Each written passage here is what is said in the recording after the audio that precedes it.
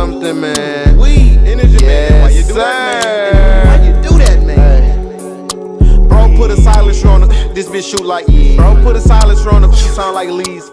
What's the deal? It's your boy Jmoney. You back tuning to Up Next podcast at the brand new studio, Up Next Studios. You know what I'm saying? We got another episode, man. You see a familiar face in here. The infamous West Coast producer, man, YikeMike. What up? What's going on, champ? What's good? Nothing too much. Just chilling. Hell yeah. Appreciate you sliding, bro. Yep, you already The know. homie had like a 2-hour drive to get out here, and yesterday he was stuck in traffic at like 4 a.m. Crazy. I was like, oh, it's looking ugly. Shit, nah, man. But here Up Next, you feel me? We'd like to get to know more about the person that we have in here in the building. You know what I'm saying? So we're going to get to know more about YikeMike, man. So talk to us. Talk about your upbringing. Where you from? What was it like growing up? I'm from IE, Rancho Cucamonga. So my upbringing was really just like being in school, getting good grades. I played football too, so I was mainly just focused on like school, academics, sports. And then I was doing music on the side too, because I had a friend that did like the beats on FL Studio. And I was always like interested in like music, how to make music. So I would just go to like his house and he would teach me after football practice because he was one of my teammates' brothers. So I would go to his house after practice and like learn how to make beats. And then I learned how to use FL Studio because I used Magic Music Maker at first, and I would just go on YouTube and look up how to do all that. But I never knew how to use FL Studio, which was like more advanced than Magic's Music Maker, which was just like loops, putting loops together. Yeah. So once I learned how to do the FL Studio from my boy, and then just took off from there. Really, I just started practicing. I was in middle school, so I was like 12 years old, 13 when I first started FL Studio. And then, so before you got into music, what would you were into sports, into football? yeah, I was playing football. And then your one of your friends, you feel me, got you into producing type shit? Yeah. And just got into that. So you were in middle school when you first started producing? Yeah. So when you got, at what age were you roughly like, you know what, I'm going to put the other shit away and I'm going to really just focus on, you feel me, producing? Probably like my sophomore year of high school, I was like 15, 16. I was making freestyle beats. I would get picked up because I wasn't able to drive yet, so I was getting picked up by an LA rapper named Fat Meech because one of my football teammates when I was playing for Rancho, he knew like Fat Meech was like his older brother's homie. And then I was like an LA rapper too. He had clothing, Almighty Clothing. That's how like I first knew of him. And then he started doing music like right after. And then I had tapped in with him because he knew my boy on my team. And then we just really connected quick, vibed, and then he would pick me up from my house. He would pick me up from the IE and take me to South Central LA, where he stayed at, and he had like a little setup in his room, like his house or whatever. So he would just take me out there, and I would make beats and then network with like all the LA rappers because I went to Rancho, so like out in the IE, so like everybody in the IE would like listen to like LA rappers, Almighty Suspect, Frosty, Draco, like all the LA rappers Shoreline. at that time. Shoreline wasn't even like around at that time yet. This was like 2012. Oh. Yeah, so this was like around like the Almighty Suspect, Frosty, the Snowman type, Little peak area right there. Milwaukee Bucks area. Yeah. So I was just going there. He was just picking me up from my house like every other weekend. Just pick me up, go to his house, and then that's how I would meet all the LA rappers and network out there in LA. And then that's how I met Almighty Suspect. And then once I met Almighty Suspect, we had like a studio session. And then, did that challenge?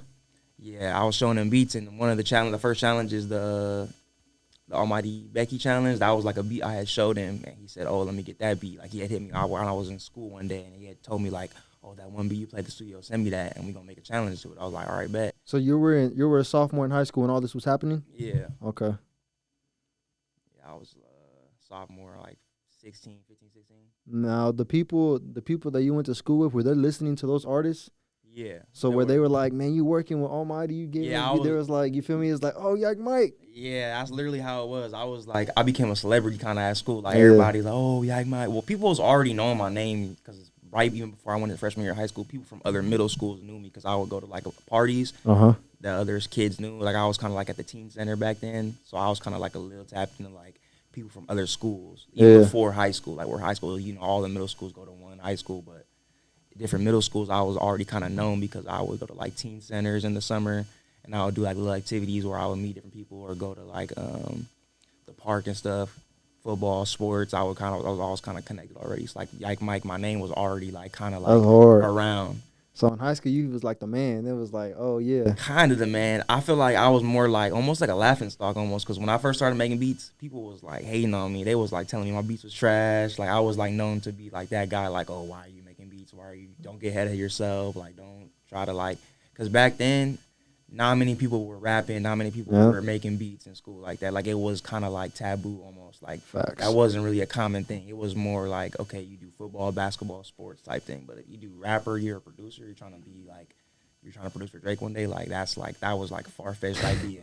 Now I know it's like, oh, it's super common. Like kids always like, probably it's super common now for it to be a producer, or a rapper in middle school, high school. But back then it was like people did not like. They weren't going for it. Yeah, they was not. They was making fun of me. So I was kind of like just known to be like that guy. Like, oh, you that one kid that tries to make beats and stuff like that. Mm-hmm.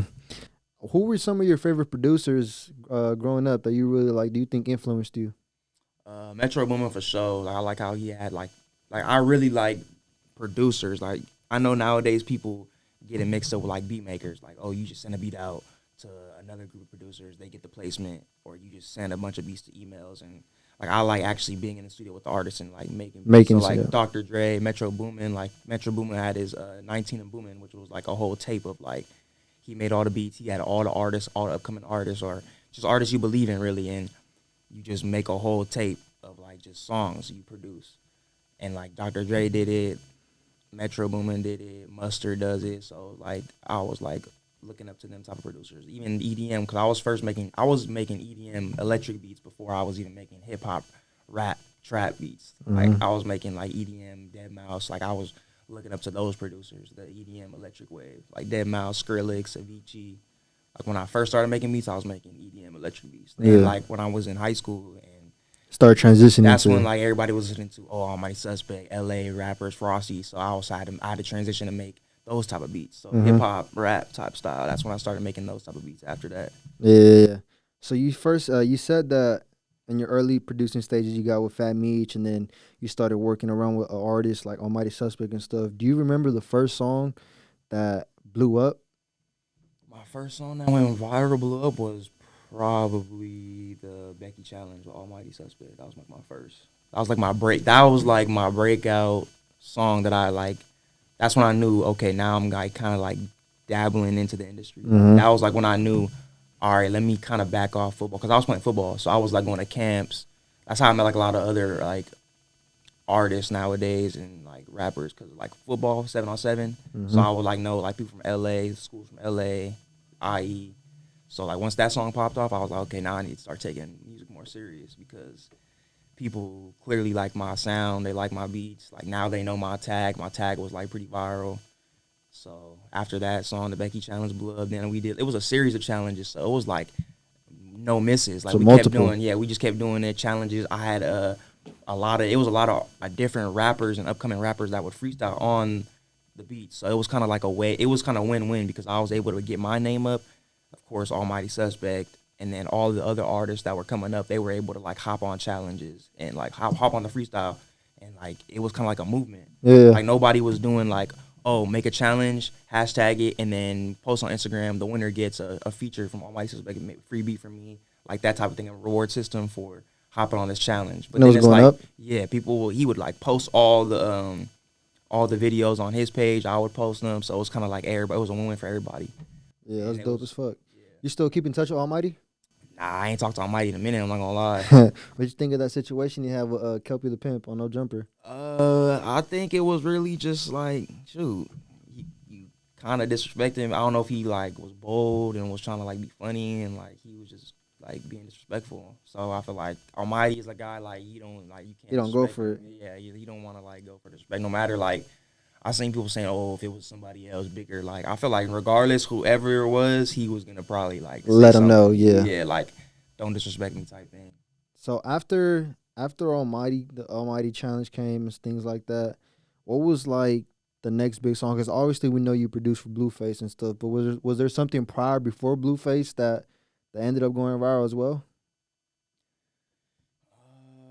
Or was Blueface that next big one? I mean, I want to say he's probably the next mainstream one, because I was like... Was Blueface mainstream at the time? Nah. He was still coming up, right? Yeah, like really like Yeah, I was really just trying to like build myself like as a producer, not a beat maker. Like really, like people like to go nowadays. People always want to get cloud, go after like the big place, Lil Baby. They want to like, okay, let me send the beats to this producer. He knows he's tapped in, so I'm gonna send my collabs to him and get the placement. But like me, I would always try to like just find the next up person in the city and just build with them and break an artist. Like, cause I'm a DJ too. So I like to like spin artists that are coming up and just really like I want to really be like actual like that's why I looked up to Metro Boomin and Dre and Mustard because they was all DJs too. It's not just making a beat. It's like you gotta push the artist and break the artist, push the sound, push the culture. That's really what you're doing, bro. People gotta go through you to get popping. Like I gotta play certain people's songs at the clubs, at the parties. So it's like I'm also even the songs that I'm hearing, like the artists that come by and I'm playing their records or the next hot topic, I'm tapping in with them and like, oh, let's get in the studio and make a record type thing. So really when I was making beats, it was Almighty Suspect. I was tapped in with like My Crazy Row. I did some records with him, the Slide record. I did songs with Vinny West. What else? I did before Blueface, it was RJ. I did a song with RJ too. The Blueface was like, he was coming up around 2018. I was still in high school. I was like a senior in high school. Also, when they heard about the Blueface, I was like, oh, okay. Yeah. YikeMike on his shit. Yeah, it's crazy because Blueface was like, he was like an upcoming artist still at the time. Like, he was like. This is like Respect My Crip and stuff still, right? Respect My Crip and that whole, like, because I made Next Big Thing. I made Tupac. And then I did that on his debut album, The Find the Beat. I did In the Zone with MCM Raymond. We made that beat. But, yeah, really, it was really just me. Did you get the chance to sit down and work with Blueface? Yeah. All that song, that record on that album, that was like we was in the studio and we just made the beat. But our first songs together, that was like us. Like I had DM'd him, he hit me back like, oh, send me beats, and I'm like, I don't like the whole email. It's no real connection vibe type thing. So I got his number, FaceTime a couple times, or we would just exchange texts, and he would just tell me exactly how he wanted the beat, and I would make it exactly how he wanted it. That's fire. So literally, like our first song was Next Big Thing, and like he told me he wanted it a certain way, and I just like he described like, oh, I want a funky type of beat, like something cool for the females. So I just made it like exactly how it did, and then went to the studio, recorded it. It went crazy. It got on World Star, the video. He got on World Star. It was just really just like a real connection, like a real like I really produced that song. It wasn't like, oh, I got some beats. Let me email you 20 beats. Let me send you these beats. Like, nah, it was really like, do this, and I'm gonna like, tell me what to do. I'm gonna do it type thing. Like I really produced that type thing. And that's really better. That's really separates, like you said, producers from beat makers. You feel me? Yeah. When you're actually able to give the artist what they want. You know what I'm saying? And to actually, you know, a lot of people don't really get that connection with certain artists. You feel me? So it's hard to really build a relationship with the artist when you're actually doing making beats and producing type shit. Yeah. So I feel like going that route is way better than just emailing type of beats. But sometimes in some situations you might have to email some shit out. Like, you feel me? If like, let's say like a big artist says send beats to my email, you're gonna send some shit. You feel me? So sometimes you're gonna send some shit out, and then you have to do what you got to do. You feel me? But at the end of the day, it's better to build a relationship with the artist and really sit down and produce some shit. You feel me? Really, it's really honestly like you gotta just find somebody you believe in, and have them obviously believe in you back, like the type of like a loyalty trust system. Because when you're in the studio, it's like when you're producing a song, a record, whatever, you gotta like. The artist needs to be able to believe in you. It's like, okay, you go in here and record these lines. The producer gotta be like, oh nah, you gotta redo this, and the artist gotta trust that the producer knows what they're talking about. That they like, okay, maybe I should go re-say this, fix my cadence, fix my my on beat. Maybe I'm not on beat right. Maybe I'm not flowing right. Like the producer gotta be able to like, it's like a 50-50 like back and forth type thing, not just let me go on my email, pick the best beats out of the bunch, and just go in there with the engineer or all my homies and. It's like really like a producer is really creating a song. Like, okay, got the producer in the studio, engineer, whatever. Maybe the producer's the engineer. I engineer too, so it's just me and the artist. So all right, you got to redo this line. Okay, that was good. That was fire. All right, let's do that. Oh, let's make this the hook. Let's make this the verse. Let's make this second verse, first verse instead. Let's move stuff around. Let's arrange stuff. Like that's really what producing is, and like it's like really what I've been doing. Like all my. Has there ever been a situation where you work with a big artist that was coming up and you had to tell them that? It was like, let's switch this around. And so, did they feel some type of certain way, or they took it as they believed in you? At first, yeah, when I was first making beats, like I didn't have no leverage. I didn't have like whoa, like it was really just a who are you type thing. Like it's like you really gotta build like your kind of like notoriety type for an artist to be able to like say, okay, he knows what he's talking about. Like it's just really like when you build the connection with the artist, they know, okay, I got some trust. I know he knows what he's talking about. So I'm like, if he tells me to go and I wasn't hot, then shoot. Clearly it wasn't hot. It's more of a relationship type thing, like a friendship almost, relationship, not just a business move or, oh, we're just trying to make a song because I want to get some clout or I want a placement, which he was really like, okay, let's really make like a vibe, a feeling, an experience. Because at the end of the day, you're making songs for creative memories, for whatever that song is being played, club, family function, you go to a park, whatever. Like, it's really important that you make it's genuine. It's a genuine vibe. Like, you want the song to be natural. And just like whatever you're saying on the song, whatever that's creating the beat, whatever, like everything makes sense, everything's structured right. People don't really do that a lot nowadays. It's a lot of like there's no substance. Yeah. People, it's like rappers nowadays don't even have producers. Like they've been rapping for years. They don't have a producer. They're still going on YouTube looking at beats, free beats. Cause I'm an engineer too, so I'll be having sessions and I'll be like, it'd be clients that's like they've been rapping for a minute and it's like you still on YouTube looking for beats. Like how do you not have a producer yet? Yeah. Like you trying to remain local, or are you trying to go global, or are you trying to go to the Grammys? Like, what is it you're trying to do? And it just be conversation I'll be having with artists sometimes. You just gotta let them know too. Yeah. Now back to the DJing. You say you were DJing back in high school, and you still DJ now. Has there ever been a time where like artists would tell you, "Yo, YikeMike, can you play my song? Can you play my song?" Oh yeah, for sure. You feel me? So how, like, if you didn't know the artist, would you play their shit, or would they have to slide you some chili? Yeah, if I don't know them, they gonna have to slide me some chili for sure. Like if I don't know them, sometimes like if I charge them and I play the song and it's a banger, I'll give them their money back. Like I'll be like, oh shoot, I'm actually gonna need this in my playlist, and I'll exchange contact information. But if it's a random person saying, "Oh, play my song," I'm like, I'll bet I'm charging if I don't know you type. But if it's hard, like I'm gonna give them their money back type. That's me. Like if it's hard, because usually a lot of the time it's like they send me a song and it's trash. Like I have to switch the song quick. Like what is this, bro? Like we're at a party. It's these type of people here. It's these group of people here. Dead. Yeah, it's like I feel like the artist. If you want me to play a song and there's these group of people, there's these initial people here. And you see the crowd, you see the type of girls that are here, you see the type of guys that are here, people with money, people not with money type of thing, the type of group of people. You should know what type of music would fit these type of people. If you're trying to play this type of song in the club or party, wherever we're at, and it's these group of people here, there's no way, like sometimes I'll be thinking, there's no way you think this music is going to fly with this group of people where we're at right now, this setting. Like, it's like a certain vibe, a certain setting, a certain time, a certain place for a different type of music. Yeah. And it's like when people come up to me and they, like, that's like when they tell me to play their music, it's like, bro, you really want me to play this at this? Like, it just doesn't make sense. Yeah. So I feel like some people should be smart about where they're at and where they're placing their music, because that's all key role, too.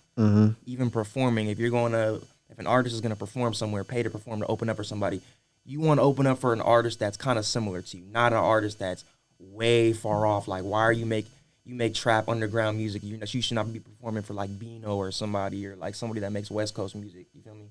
It's like all like a time and place, a certain timing for certain things. I didn't even think of that. That's smart. It's all really just like you gotta play chess with it. I feel like you can't just make a goofy move or a wrong move, because at the end of the day, when you're playing music and you're paying for money to get promotion and seen by eyes, you want it to make sense, and you want to do it strategically, and you want to do it right.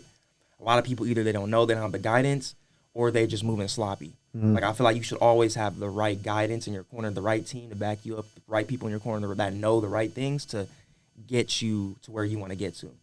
If you can cut out all the bullshit, do it ASAP, and just move correctly. YikeMike is spitting some real shit. So every artist tuning in, make sure you listen to what the fuck he's saying, man. Make sure you listen, because what he is saying is some true shit, and that shit will help you in the long run. Now, tell us, how important is it for upcoming artists to get their music played with these DJs and these sets, at parties, at clubs, etc.? How important is it for them to get their music spin, around that type of environment? Very, very important. If your music is not... People come up to me or DM me all the time and say, "Oh, I'm next up, bro. I'm next up." All right, well, I have not heard your music at all in the party. I've never heard your song played ever at a party. I've never seen your song on TikTok. There's no content around your song. If you can't have at least if your song is not getting into the parties, if you don't have at least no content surrounding your song on TikTok, a video of music, at least a music video, because TikTok is really just music videos, but other people are making them for you. So it's kind of a cheaper route. They're promoting it for you instead of you're directly promoting it to them. So it's kind of like your song gotta have some type of motion. Like, back to like the parties and stuff. Like, if your song is like not being played in the parties, at least the house parties, clubs, strip clubs, that's like really like how the tier really like is first. Your song is getting played around school. Okay, now is it making it in the house parties? Now is it making it into the clubs? Now the strip clubs where the people with the money, people with like the money are the big ballers, bosses that are in the club listening to this music. It could be A&Rs, it could be big labels like the strip clubs, even some type of like high-end clubs too. If your song is not reaching those, then your song is probably not big popping, because once it hits like the strip clubs, the clubs, it's worthy of making it onto the radio. Yeah. So look at it as like you're a college scout, football, basketball, like they're scouts. People are listening. People are always listening.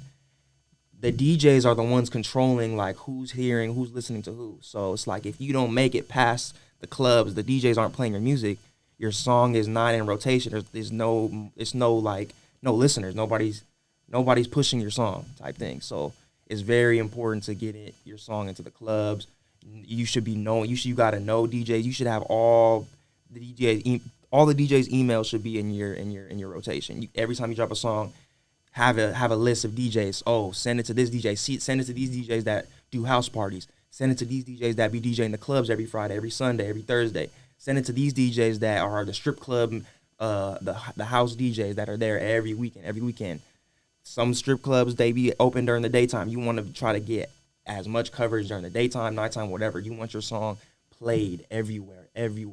Even local podcasts that be playing on the radio, they be playing even locals, like little local radios that be having like little websites where they have, they spin people's music. They have listening parties where, we'll play an artist's music. Your song got to be everywhere. Send it to them.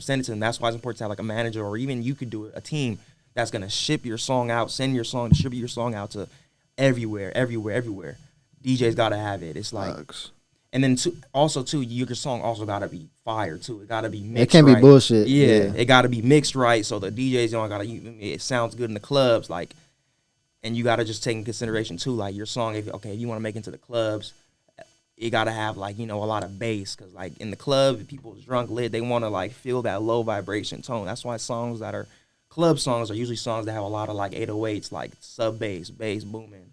So it's like even like the type of songs you send to different people, you want to be able to categorize. All right, this is a club song. This is a house party song. This is a song This is a song I'm probably not gonna push to DJs, because this is probably a song where I'm in traffic, I'm in the car, I'm on a long drive, I'm playing this type of music. This isn't really a club song. It's just like really categorizing your music to like where you want to push it, the groups of people, the niches and stuff like that, on where you want to push your song. Yeah, that's true, man. You spitting some real shit right now, bro. It's like I interviewed some producers before, but I feel like you're a producer that has a lot of knowledge, because you DJ, you produce, you engineer, you do a whole bunch of shit. You feel me? So, and you've been in the game for a minute now. Yeah. So I feel like all the knowledge right now that you're spitting is really gonna help artists that's really tuning in. That's fire as fuck. Yeah, I got in the game pretty young. I was like 12 years old, so I was like, I seen everything since I was like young. I'm 22 now, so like I'm still like obviously like I still got it's still like a lot I don't know, but I learned a pretty good amount like early on, to where it's like people younger than me, I could probably like let them know, or an upcoming artist, producer, I could let them know what to do, what mistakes I made, what to do early on, so they can just shoot up quicker than I did. I always want to always want the next step to do better than the OGs type thing. Yeah. Like, or even like that's like if you had like a younger brother or something, like you always want the younger brother to do better than the older brother, always the next up. So you just guide them to the right, tell them what to do, tell them like the mistakes that you did, so they don't make the same mistakes, and it will just be a smooth breeze straight to the top, literally. YikeMike just spit that knowledge. Now back to the producing. Who were some of your favorite artists to work with? I like Blueface. He was cool. He was really like direct on what he wanted, precise. It wasn't really a lot of misses where it's like if I were to make a beat and he would say, nah, not like that. It was usually like spot on. Every time I made a beat, it was like, all right, bad, let's get to it. I like that one. So artists really that like, I feel like artists, you should find a producer early on. Like know exactly the sound you're looking for, and then find that producer that can make that sound. Usually if it's a good producer or you're a producer in general, you should be able to make anything. I feel like if you're a producer, you can. If somebody tells you, "Oh, make this," you should be able to make it. And it's like sometimes people come up to me and say like, "Oh, I have a beat on YouTube, so I'll just remake the YouTube beat." Like if they can't really describe it exactly, they'll just tell me like, similar. "Oh, send me a link." They'll send me a link to like a YouTube beat, a free YouTube beat, and I'll just remake the beat, or not remake the exact, but try to like same key BPM at least, something type similar at least to fit what they're liking, and I'll just change some sounds. They'll help me out. Oh, maybe I want that sound in there. I'll add that sound in there. But overall, the same tempo, BPM, key, which is really the basis of like music. When you're creating music, you want to know like the BPM, what's the key of the beat, and then really it's just the sounds and the melodies and chord progressions from once you build off those keys and BPMs to like which will basically shape the sound of the artist. I feel like artists should definitely like figure out what producer that they want, because if you have a producer, producers always need artists to go up, and artists always need producers to go up. Like a producer is nothing really without artists. Like if you don't have an upcoming artist in your circle that people that you're known that you're building up, then it's like you're really only as good as that, because that's proving and showing your ability as a producer. Yeah. Like you're able to build up an artist from scratch, a breaking artist, and just showcase your sound, what you can do, what you can create. And then that artist should be just as creative as the producer, being able to like choose different melodies, choose different sounds, cadences, ride the beat, you feel me, differently than like the next artist. And it's really just creating your own sound. That's how artists create a fan base, because they're providing a sound to the consumer that they can't get from no other artist. Because like artists are trying to sound like the next artist, but really it's like if you find a producer, create a sound from scratch, now you literally coming into the market with a new product. Now it's like once you push that product and get a fan base for that product, you'll be able to blow up way quicker and easier than just copying on YouTube, searching up type beats for the next artist that's already been out doing that same sound. Yeah, you talk about producers having artists. Do you have an artist that you work with and are building with right now? Yeah, K the Bandit. We about to drop. I don't know when this is going to drop, this interview, but we're literally working on our tape. It's just about done. We're dropping a collaboration tape. This is my first collaboration tape with artists. I just want to say that because I went to your thing, and you only have like an instrumental tape on Apple Music, right? Yeah. So now you're gonna work on your first official collab tape. Yeah, my first tape as me as a producer. Like I'm collabing with a bunch of different artists, but like it's a collaboration. No, it's just one artist. Yeah. One artist. So literally, like the artist I believe in, obviously that I'm working with. So it's literally just I'm producing the whole album, or not album, tape, EP, and I'm just producing the whole thing together. And like we're just really locked in. This is an artist that I really believe in, and an artist that really believes in me, and we just locked in and just creating a body of work and see what happens. Is he from the IE too? Monrovia. He's in the IE a lot, but he's based out of Monrovia. But where's that at? Monrovia is like a little bit on the way to Pasadena, like Pasadena area, kind of. We got to get him on here when y'all drop that. Sure. Yeah, for sure. Yeah. So when you were coming up, bro, producing and stuff, there was obviously, a lot of other producers that were coming up as well. You feel me? Had like Ron, Laudiano, you feel me? That whole wave you feel me? Like the hip hop thing and all that. Was there ever like a competition or like to see what producer can work with bigger artists type stuff, or was it like I'm gonna work with who I can work with? I don't think it was really. Well, for one, I never really thought of myself in competition because I wasn't an LA producer. I'm from the IE. Like I was just the one IE producer that was working with LA artists, working with LA producers. Like I was like literally a standout. There was nobody really else from the IE that I could think of, especially because I was like 14, 15. Working with like Ron, Loaded Gray, Laudiano, all the Big Boo, all those LA producers. So I was going out from the IE to LA to work with them. So I really didn't feel like it was a competition with me personally, because I was already not even in their lane. I was from the IE. I didn't have the same connections or knew the same artists that they knew. So I was really just trying to like build a catalog. Yeah, try to like get my name out there as much as I could, because obviously I was already kind of known from the IE, but I wanted to get known in the LA. But competition-wise, I would say I don't think it was really competition-wise. I feel like everybody was really like Ron. They had those artists that they believed in, that they was working with, that they was always trying. I don't think it was trying. It was a let me work with the biggest artists, because I feel like in LA everybody kind of already knew each other. So it wasn't really I'm gonna work with the biggest I guess I don't really understand your question. Like, you saying the biggest artists isn't like, say I'm trying to work with like Lil Baby, Drake, like Nah, I'm so trying to get like placements, or so like it was like as producers coming up, you feel me? Was there like a kind of like a competition, but at the same time, kind of like I want to work. You feel me? With the bigger the artist that has more of established fan base, that's the artist I want to work with, and that's the artist I want to get with. You feel me? So was it like compared to like let's say you and another producer coming up, where it was like I want to get this artist before he gets there type thing. You feel me? mm, I don't think so. I feel like, You feel like I you don't know. I never really thought of it like that, to be honest. I yeah don't think it was. I don't really know if people were thinking like, you was just trying to get working, basically build a yeah, catalog, get your name up. So yeah. besides that question, so now let's go back to when you were coming up as a producer. What was really your goal and your mindset really heading into this music industry?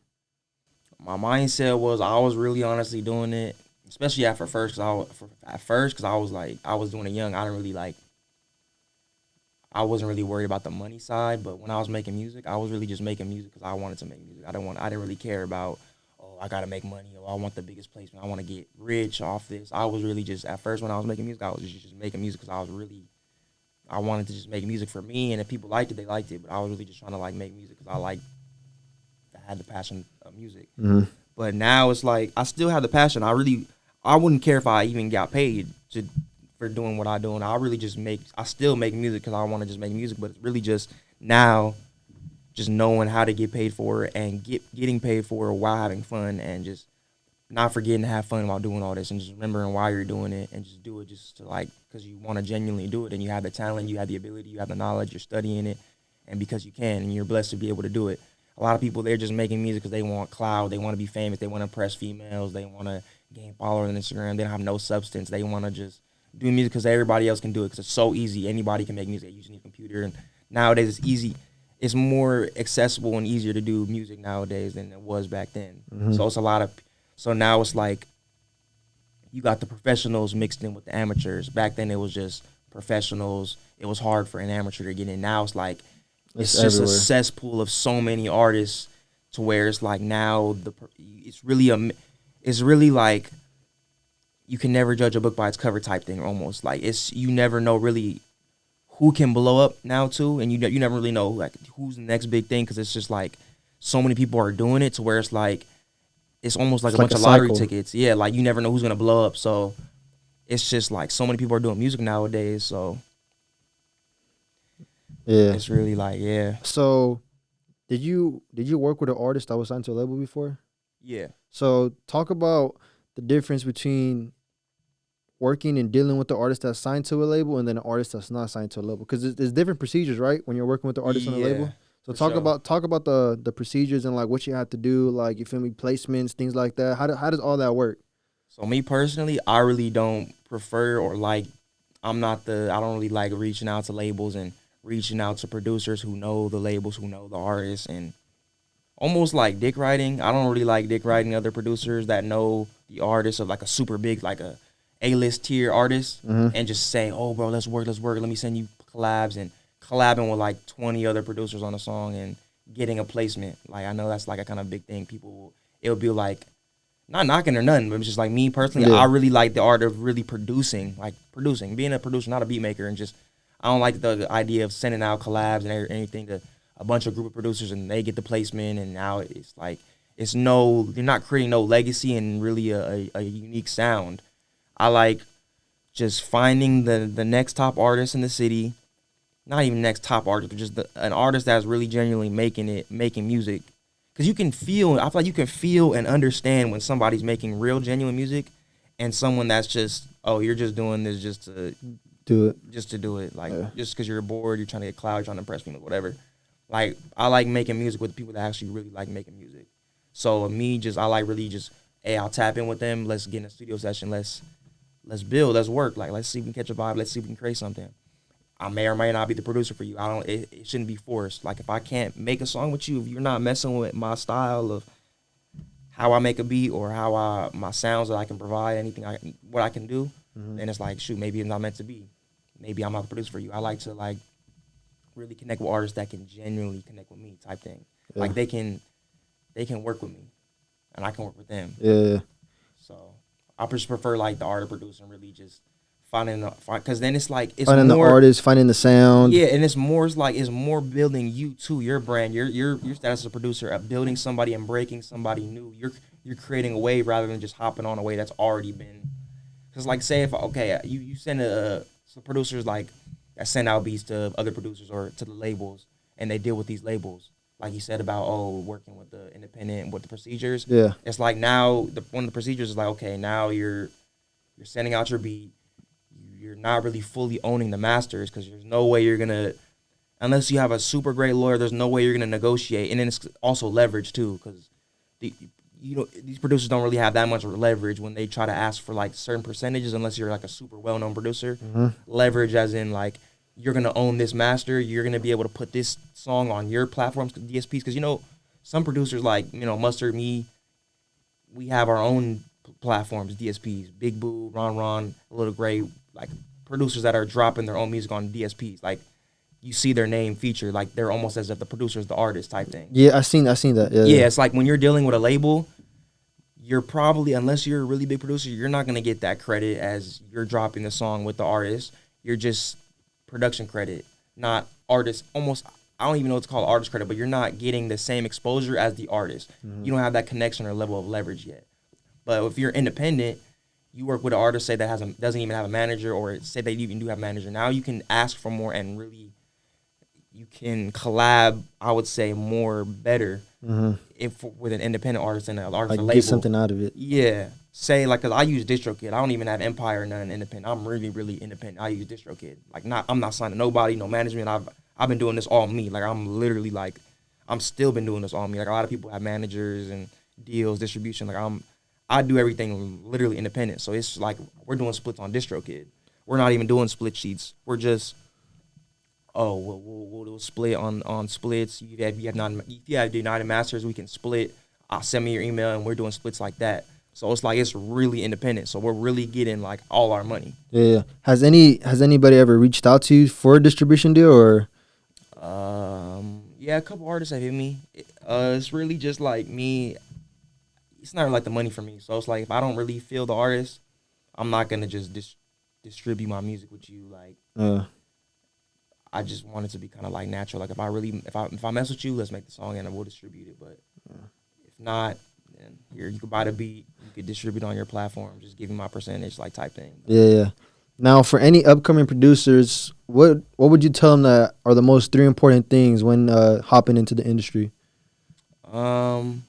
For one, find an artist you believe in for sure. Like you need a artist. You need an artist, at least one to start off with, because obviously you want to build and get as many artists as you want. So where it's like when you drop your album or tape, that list of feature lists on your tape is basically everybody on your phone. Everybody you can just tap in with, hey, let's hop in the studio, let's work on a song. Boom, now you have a catalog of artists you've worked with, you have a connection with, you have a relationship with, you can build with artists that potentially can bring you in hits, plaques, the whole thing. Yeah.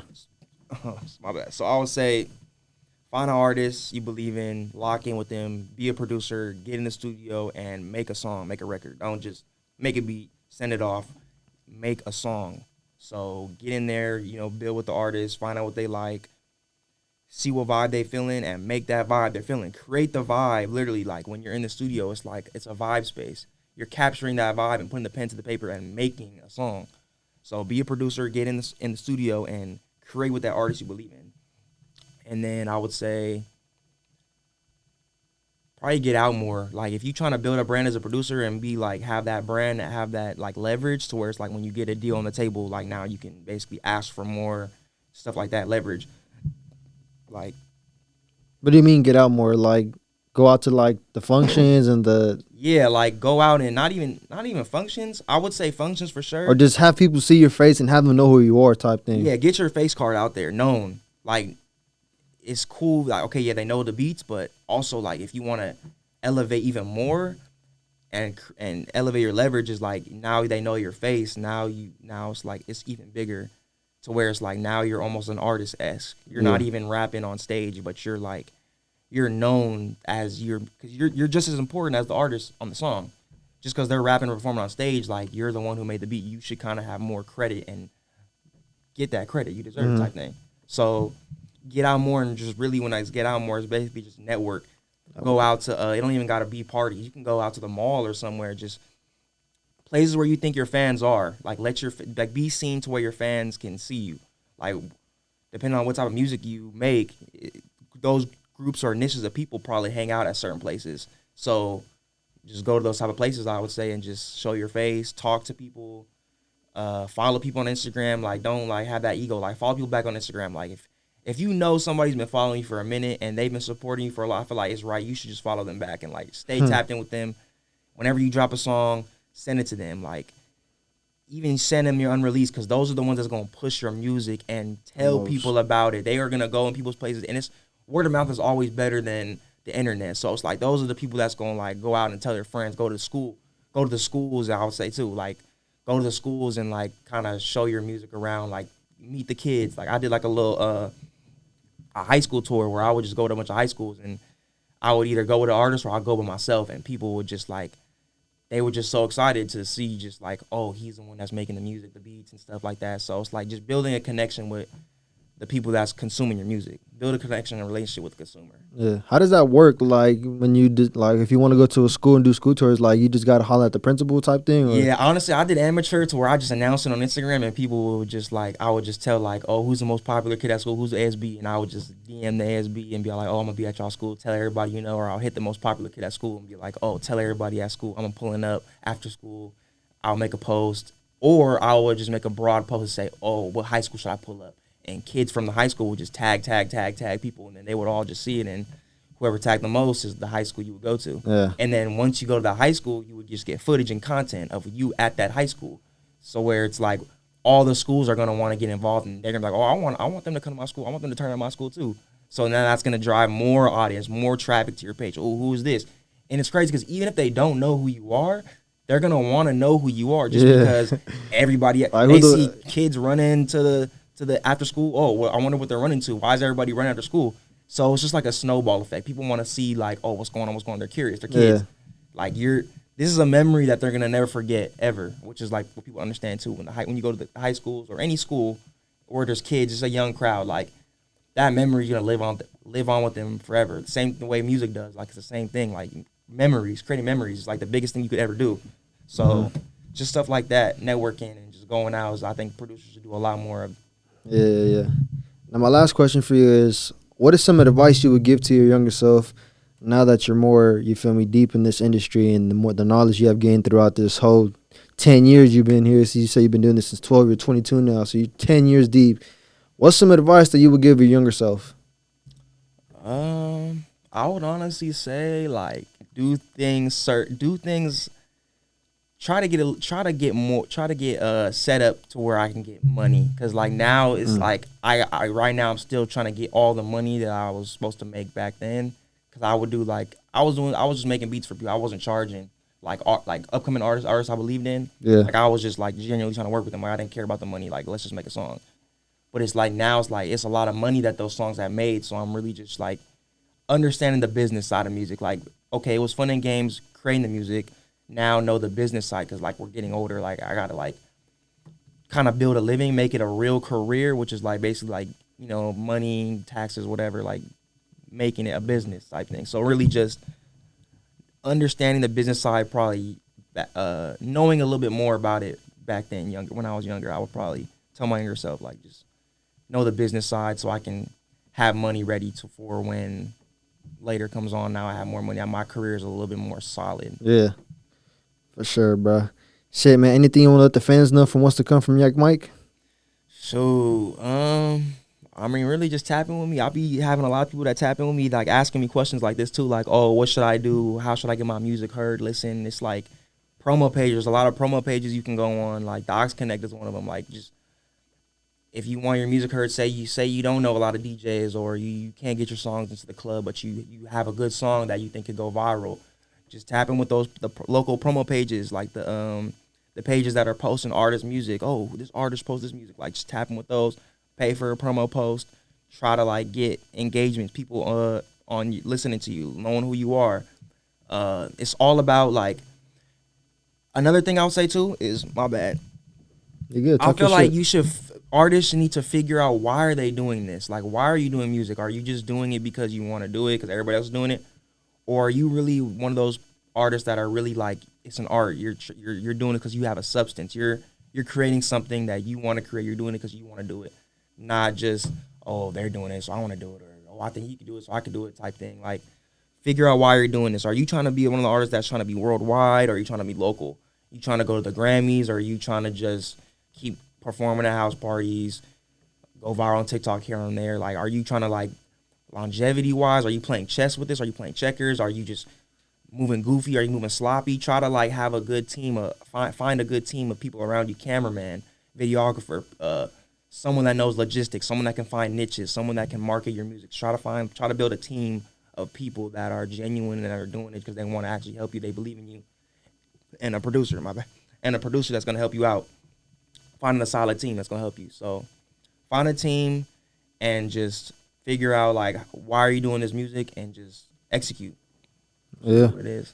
Shit, man. YikeMike 101, man. He just spit a whole lot of fucking knowledge for y'all, man. So for any artist, any producer, anybody that's trying to come up in this industry, make sure you take the advice that this man just gave y'all, man. Shit, I appreciate you sliding him up here to Up Next Studio, you feel me? Up Next Podcast, man. Hell yeah, bro. That's your boy Jmoney. It's your boy YikeMike. Stay tuned, man, and let's get it.